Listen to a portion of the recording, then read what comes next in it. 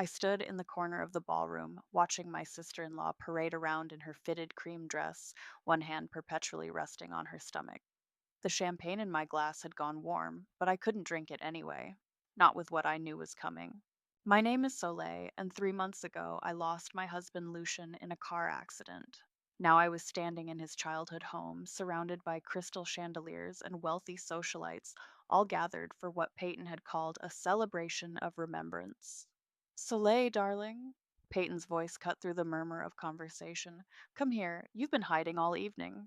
I plastered on my best grieving widow smile and moved toward the center of the room.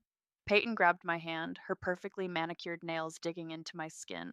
Everyone, she clinked her glass with a silver spoon. I have an announcement to make. The room fell silent. I caught Juliet's eye across the crowd. My best friend had insisted on coming for moral support. She gave me a subtle nod. As you know, we lost my beloved brother in law Lucian 3 months ago.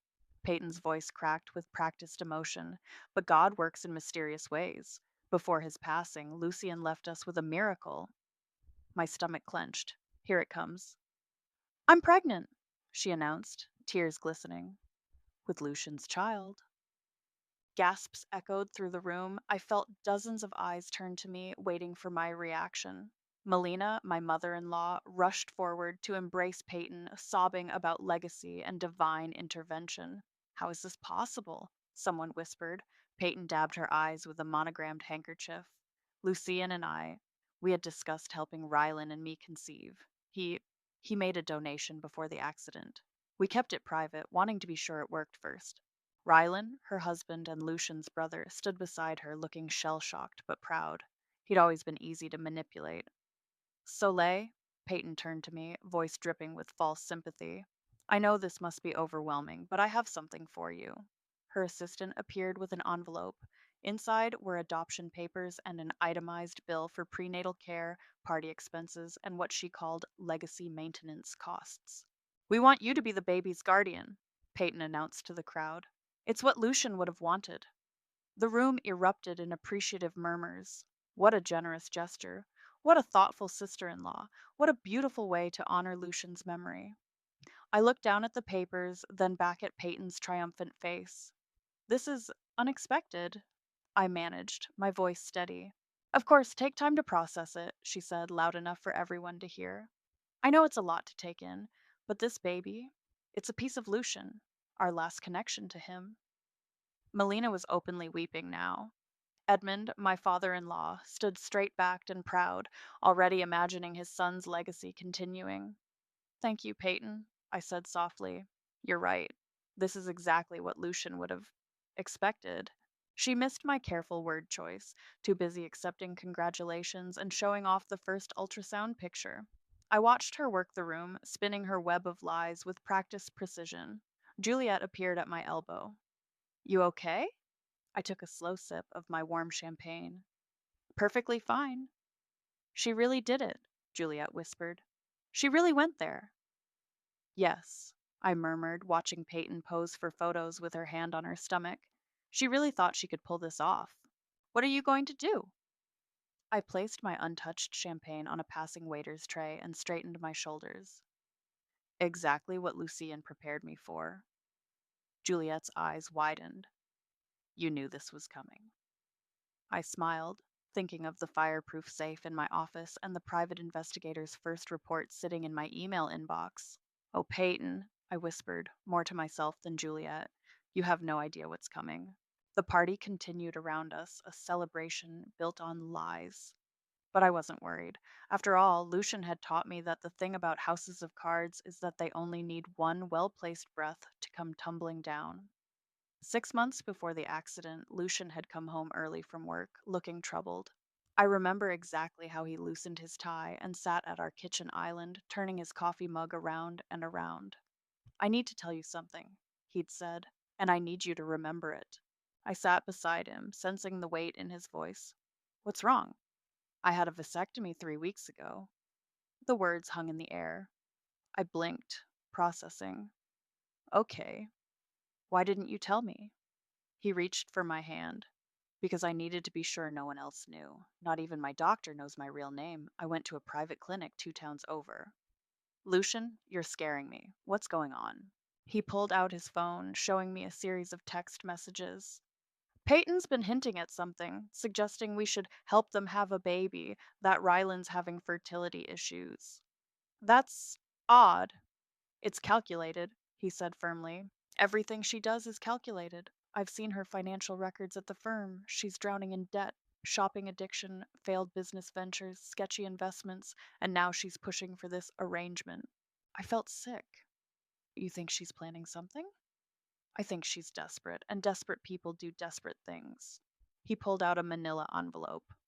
I've documented everything: the vasectomy certificate, her financial records, the text messages. It's all going in a fireproof safe. Only you will have access. Now, 3 months after his death, I sat across from Gavin Myers in a quiet coffee shop, sliding that same envelope across the table. Interesting, the private investigator said, reviewing the documents. Very interesting. Can you help me? Gavin leaned back, studying me. You want me to track her movements? Everything. Where she goes, who she meets, what she spends. I need proof of what she's really doing. He nodded slowly. Your husband was smart. These financial records alone show a pattern of deception, but surveillance won't be cheap. I pulled out my checkbook. Money isn't an issue. Lucian made sure of that too. Mrs. Hudson? Gavin hesitated. Are you sure you want to go down this road? Revenge can be. This isn't about revenge. I cut him off. This is about truth, about protecting my husband's memory. 2 weeks later, Gavin called me for our first meeting. We met in his office where he spread photographs across his desk. Your sister in law has been busy, he said, pointing to various images. These are from her supposed business trips last month. I picked up a photo of Peyton entering a hotel, followed by a man I didn't recognize. Who is he? Working on that, but he's not the only one. Gavin laid out more photos, different hotels, different men. She's careful, I'll give her that. Uses cash, fake names, but everyone slips up eventually. My phone buzzed. A text from Juliet. Peyton just posted another bump photo. You okay? I texted back. Never better. Meeting PI now. Call you later. There's more, Gavin said, pulling out a folder. Credit card statements show regular payments to someone named Taya Anderson, working on tracking her down. I gathered the photos, my hands steady. Keep digging. I want everything. You know, Gavin said as I stood to leave, most clients in your situation are emotional, angry, but you're calculated? I smiled. I learned from the best. Peyton thinks she's playing chess, but she doesn't realize she's already in checkmate. She just doesn't know it yet. Walking to my car, I called Juliet. Hey, can you do some social media digging? Look for anyone named Taya Anderson in Peyton's circles. On it, Juliet replied. Oh, and heads up, Melina's planning a baby shower next month. You're expected to help host. I started my car, thinking of the growing file of evidence in my possession. Perfect. Tell her I'd be honored to help plan it. After all, what better way to expose a lie than at its own celebration? 2 days after Peyton's announcement, I brought homemade banana bread to the Hudson family home. Melina welcomed me with her usual enthusiasm, ushering me into their sprawling kitchen. Oh, sweetheart, I'm so glad you came, she gushed, putting on coffee. We've been worried about how you're handling everything. I set the bread on the counter. Actually, I wanted to talk about Lucian. Of course, of course. She patted my hand. It must be so difficult, knowing he'll have a child he never got to meet. I pulled out my phone, scrolling through old photos. I found these yesterday. Remember when we discussed having children? Melina leaned in to look. Oh, when was this? Last summer. Lucian was so adamant about waiting. I paused deliberately. He said he wanted to be absolutely sure we were ready, that bringing a child into the world was the biggest responsibility anyone could have. Something flickered across Melina's face. Well, yes, but he even made me promise we'd wait at least 2 years. I continued, my voice soft. Said it wouldn't be fair to the child otherwise. Before Melina could respond, Rylan walked in, carrying a stack of papers. Mom, have you seen the tax files from last? He stopped short, seeing me. Oh, Soleil. Hi. Rylan, I smiled. How are you holding up? He shifted uncomfortably. Fine. It's all fine. Those look important. I nodded at the papers. Just some financial stuff. Peyton usually handles it, but he trailed off, frowning at a document. Everything okay? I asked innocently. Yeah, just. He squinted at the paper. These numbers don't quite. Melina interrupted. Ryland, dear, put those away. We're having coffee with Soleil. I watched him stuff the papers back into their folder, but not before I caught sight of what had confused him. Bank statements showing large unexplained withdrawals. How is Peyton feeling? I asked, accepting a coffee mug from Melina. Wonderful, Melina beamed. The morning sickness has passed, and she's absolutely glowing. Such a blessing, this miracle. Miracle? I repeated thoughtfully. You know, it's funny, Lucian never mentioned anything about helping them. He told me everything. Ryland's head snapped up. He didn't? Not a word. I sipped my coffee. But then again, he was always so private about medical things. Remember when he wouldn't even tell you about his routine checkup last spring, Melina? What checkup? Rylan asked. Oh, just a standard physical, I said lightly. At that new clinic in Riverside. Rylan frowned. Riverside? That's 2 towns over. Why would he go there? I shrugged. Like I said, he was private about these things. The kitchen fell silent except for the ticking clock. Melina busied herself cutting the banana bread, but her hands trembled slightly. Oh, I exclaimed, checking my phone. I should go. I'm meeting the baby shower planner in an hour. You're helping with the shower? Rylan asked, surprise evident in his voice. Of course, it's what family does, right? As I gathered my things, Rylan followed me to the door. Soleil, wait. I turned. Yes? He glanced back toward the kitchen, then lowered his voice. Did you did Lucian ever say anything to you about Peyton? What do you mean? Just anything unusual? I met his eyes. Rylan, is there something you want to ask me? He opened his mouth, then closed it. Finally, he pulled a crumpled paper from his pocket. I found this in Peyton's desk this morning. It's a paternity test request form, unsigned, dated 2 months ago. I kept my expression neutral. That's interesting. Why would she need a paternity test if. He couldn't finish the sentence. I touched his arm gently. Rylan, sometimes the questions we're afraid to ask are the ones we most need answers to. Leaving him standing in the doorway, I walked to my car, pulling out my phone to text Gavin. It's working. Rylan's starting to doubt. Send me everything you have on those hotel visits. The response came quickly. Meeting at 3 p.m., you're going to want to see this in person? I smiled, starting my car. Peyton's house of cards was beginning to sway. Have you seen Peyton's latest Instagram post? Juliet asked, sprawled across my couch with her laptop. She's doing a whole pregnancy photo shoot. The comments are nauseating. Perfect timing, I said, forwarding her an email. Post this in that family gossip forum you found. Juliet clicked through the attachment, a carefully cropped photo of Peyton entering the Grand Hotel with an unknown man, dated just 2 months before her pregnancy announcement. Anonymous source? She asked. Of course, just like the others. We'd been strategically dropping breadcrumbs for weeks now, a whispered comment here, a accidentally forwarded email there. The ripples were starting to show. My phone buzzed, a text from Melina. Darling, did you see what someone posted about Peyton? Horrible rumors. Please tell me you're not involved. Already working. Juliet grinned, typing rapidly. User concerned Auntie 85 wants to know why a happily married woman needs so many business trips to luxury hotels. I picked up my phone to call Gavin. He answered on the first ring. Got something interesting, he said without preamble. Those wire transfers to Taya Anderson, they're not just random payments. They're scheduled, regular amounts. How much? $5,000 every month starting 6 months ago. I sat up straighter. Right around when Lucian. Exactly. And here's the kicker, Taya Anderson works at a fertility clinic.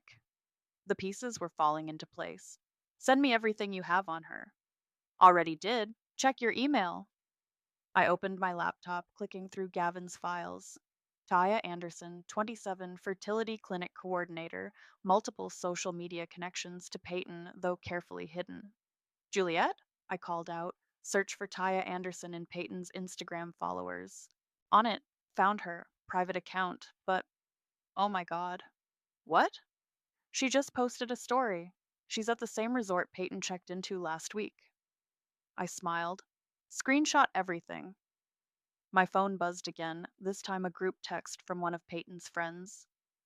Girls, what's going on? P's acting weird.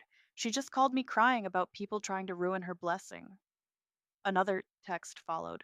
She kept saying something about medical records and private matters. Should we be worried? I showed Juliet the messages. Looks like she's feeling the heat. Good, Juliet said, still typing. Oh, look, someone just commented on the hotel photo asking if Rylan knows about her business meetings. Right on cue, my phone rang. It was Rylan. Soleil? His voice was strained. Can we talk? Of course. Everything okay? No, nothing's okay. I found there are these credit card statements, large payments to someone named Taya. When I asked Peyton about it, she completely lost it, started screaming about privacy and trust. I kept my voice neutral. That sounds stressful. She's not acting like herself. Yesterday, she spent 2 hours deleting comments on her social media, and this morning I overheard her on the phone begging someone to stick to the story. Rylan, I need to know, Soleil. Did Lucian really agree to help us have a baby? I paused, letting the silence stretch. I think you already know the answer to that. He exhaled sharply. Can we meet? Tomorrow? There's something I need to show you. Of course. The cafe on Main Street? 11? After hanging up, I turned to Juliet. It's working faster than I expected. Good, she said, closing her laptop. Because Peyton just posted a long rant about jealous people spreading lies and how the truth will prevail. My phone pinged with a new email from Gavin. Background check complete on Taya Anderson. You're going to want to see this. Her previous job was at a medical records office. I forwarded the email to my lawyer with a simple message. Time to move forward with phase 2? His response was immediate. Documents ready. Just say when. Juliet watched me with concern. You okay? This is getting intense. I thought about Lucian's words from that day in our kitchen. Desperate people do desperate things. I'm fine, I said, reaching for my phone to text Rylan back. Just making sure karma runs on schedule. The cafe was quiet when Rylan arrived, his face drawn and pale. He slid into the booth across from me, placing a thick manila envelope on the table. I shouldn't be here, he said, running a hand through his disheveled hair. If Peyton finds out, what's in the envelope, Rylan? He glanced around before pulling out several documents. Bank statements, credit card bills, phone records. I've been investigating. And? And nothing makes sense. The timeline, the expenses, these mysterious payments. He spread the papers across the table. She says it's all for the baby, but I reached into my bag. I think you should meet someone. Right on cue, Gavin walked in, sliding into the booth next to me. Rylan stiffened. Who's this? My name's Gavin Myers. I'm a private investigator. Rylan's face went even paler. You hired a PI? No, I said softly. Lucian did. The silence that followed was deafening. Gavin pulled out his own folder. Mr. Hudson, what I'm about to show you isn't easy to see, but you need to know the truth. He laid out surveillance photos, Peyton entering hotels with different men, meeting Taya in secret locations, visiting medical facilities under false names. Then came the audio files. This was recorded 2 weeks ago, Gavin said, pressing play on his phone. Peyton's voice filled our corner of the cafe. Just stick to the timeline we discussed. No one can know about the procedures. Once the money clears. Rylan put his head in his hands. Stop, please. I reached across the table. There's more. I don't want to know more. Yes, you do. I pulled out my own envelope, the one from Lucian's safe. Because your brother knew this might happen. His head snapped up. What? I slid the vasectomy certificate across the table. Rylan stared at it, his hands shaking. 3 months before he died, I explained. He did it specifically because Peyton had been hinting about wanting his help to conceive. No, Rylan whispered. She wouldn't. She did, Gavin interjected, pulling out more documents. We have proof of her meetings with Taya Anderson, who works at a fertility clinic. We have records of payments, hotel bookings, and he paused. Conversations with potential biological fathers. Rylan suddenly stood up, knocking his coffee cup over. I need air. I followed him outside. He was leaning against the wall, breathing heavily. How long have you known? Lucian told me everything, I said. He was trying to protect you. Protect me? Rylan laughed bitterly. My wife is pregnant with another man's baby, pretending it's my dead brother's, and everyone knows except me. Not everyone knows. Yet. He turned to face me. What do you mean? The baby shower is next week. Peyton's planned it down to the last detail media coverage, social media announcements, even a videographer. She's always loved an audience, he muttered. Exactly. And an audience is exactly what she'll get. Rylan studied my face. You're going to expose her. No, Rylan. We are. He was quiet for a long moment. Finally, he pulled out his phone and showed me a text from Peyton. Don't forget to pick up my prenatal vitamins, the special ones, from Taya. I'm such an idiot, he said.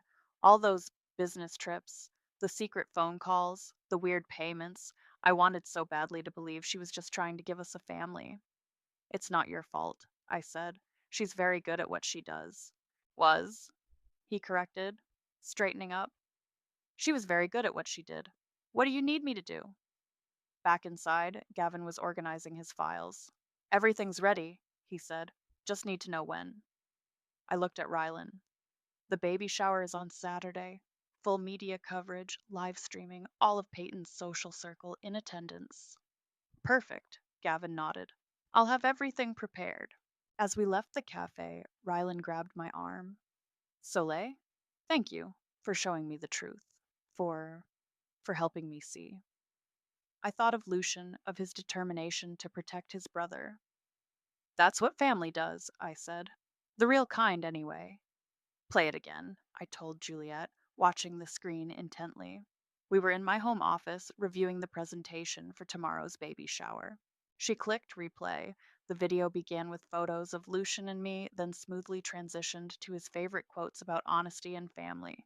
Then came the evidence surveillance footage, bank statements, medical records, all carefully edited to tell the story. It's perfect, Juliet said. But are you sure about this? Once you do this, there's no going back. My phone buzzed, a text from Rylan. P just called mom crying about how I'm distant.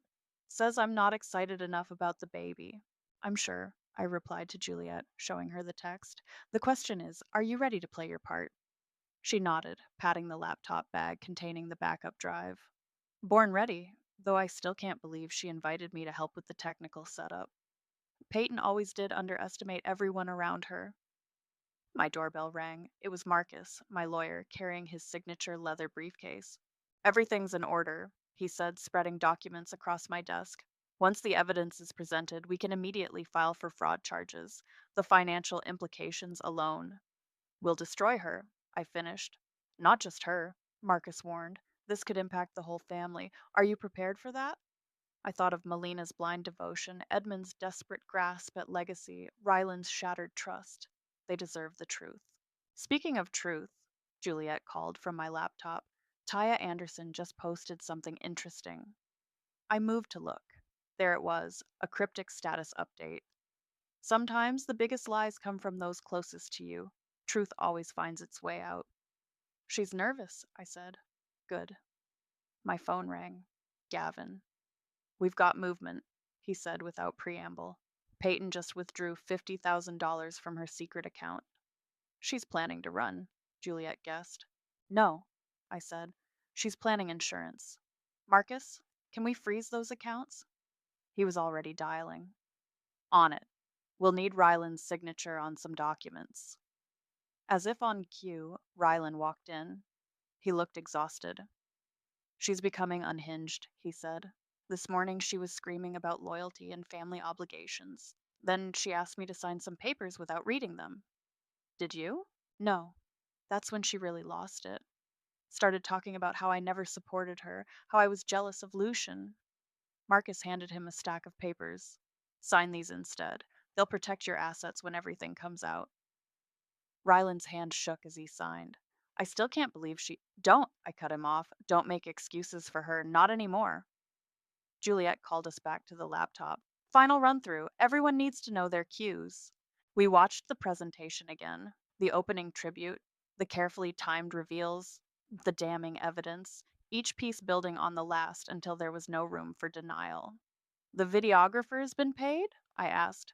Double his usual rate, Juliet confirmed. He'll keep rolling no matter what happens. My phone buzzed again. Melina. Darling, are you sure you're okay with tomorrow? Peyton's worried you might find it difficult.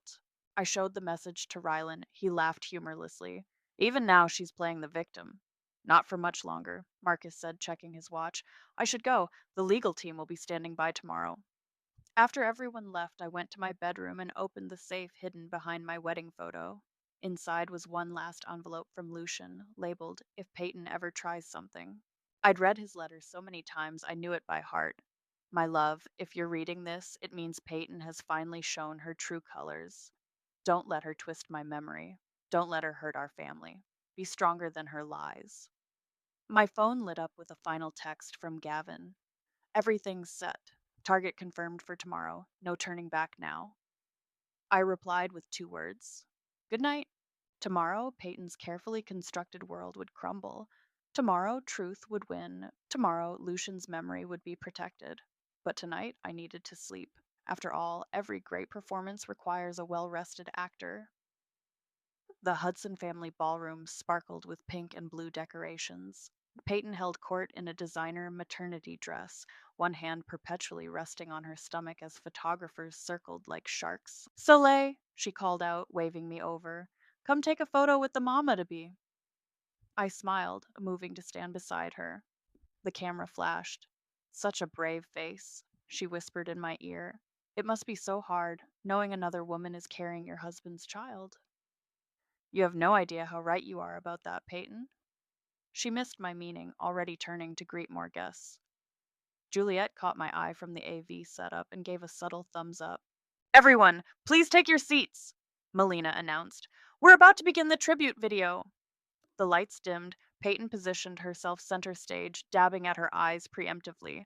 Rylan stood rigid beside her, his face a mask. The screen lit up with Lucian's smiling face. His voice filled the room. Family means truth. Family means trust. I watched Peyton's expression flicker as the video continued, showing more clips of Lucian speaking about honesty and integrity. Then the tone shifted. What you're about to see, my voice narrated, is the truth about family, trust, and legacy. The vasectomy certificate appeared on screen. Gasps echoed through the room. No, Peyton said loudly. That's not. Turn it off. But the evidence kept coming. Hotel surveillance footage, bank statements, medical records, audio clips of her conversations with Taya Anderson. $5,000 monthly, Taya's voice rang out. That's our agreement for maintaining the story about the sperm donation. Peyton lunged for the AV controls, but Juliet had locked the system. The video continued relentlessly. Mom, Rylan stood up. Dad, I'm sorry you have to learn the truth this way. Melina swayed in her seat. I don't understand. More photos appeared. Peyton with different men at various hotels, dates stamped clearly in the corners, documents showing her massive debt, the fake medical records she'd created. Turn it off, Peyton screamed, her carefully crafted mask cracking completely. Like you turned off your conscience? I stood up. Like you turned off your respect for my husband's memory? The room had erupted into chaos. Guests whispered furiously. Photographers' cameras clicked rapidly. The videographer, true to his payment, captured everything. You planned this, Peyton hissed, advancing toward me. You jealous, bitter woman. You couldn't stand that Lucian left something behind with someone else. Except he didn't, did he? I pulled out my phone, playing one final recording. Peyton's voice discussing payment with a man named Derek for his services. Mrs. Hudson? A man in a suit stepped forward. I'm Detective Morris. We'd like to ask you some questions about potential fraud charges. Another suited man appeared. And I'm from the IRS. We're particularly interested in these undeclared payments. Peyton's face went from red to white. She turned to Rylan, reaching for him. Baby, please, I can explain everything. But Rylan stepped back. No more explanations. No more lies. Melina, Peyton tried. You know me. You know I would never. But Melina had turned away, sobbing into Edmund's shoulder. The proud family matriarch finally faced with the truth about her favorite daughter in law. It's over, Peyton, I said quietly. The truth wins. She grabbed her purse, pushing through the crowd toward the exit. But more officials waited there, armed with warrants and questions. You've ruined everything, she shrieked at me as they led her away. No, Peyton, you did that yourself. The ballroom slowly emptied, leaving only family behind. Rylan approached me, tears in his eyes. Thank you, he whispered, for being stronger than all of us. Melina and Edmund stood awkwardly nearby, their worlds shattered. Soleil, Melina started. We should have. Not now, I cut her off. We'll talk later. Juliet appeared at my side with my coat. Ready to go? I looked around the decorated ballroom one last time. At the welcome baby banner, the untouched gifts, the scattered evidence of a life built on lies. Yes, I said firmly. I'm ready. As we left, I could have sworn I felt Lucian's presence, finally at peace. The morning newspaper landed on my desk with a thud. Local socialite pleads guilty to fraud, the headline screamed. Juliet peered over my shoulder at the article. 7 counts of fraud, identity theft, and financial crimes, she read. Looks like karma finally caught up. My phone buzzed, Rylan calling. Have you seen the news? Just reading it now. She took a plea deal, he said. Agreed to pay back everything she stole. The divorce is final next week. I closed the newspaper. How are you holding up? Better. The therapist is helping. Mom and Dad, they're still processing. Dad keeps apologizing for not seeing it sooner. And Melina? She wants to see you, to apologize properly. I thought about the missed calls from my mother in law. Tell her I'm not ready yet. I understand. He paused. Listen, I've been thinking about what you said, about helping others. Would you would you want to work together on something? I smiled, pulling up the document I'd been drafting. Funny you should ask. I'm starting a nonprofit for victims of financial and emotional exploitation. Count me in, he said immediately.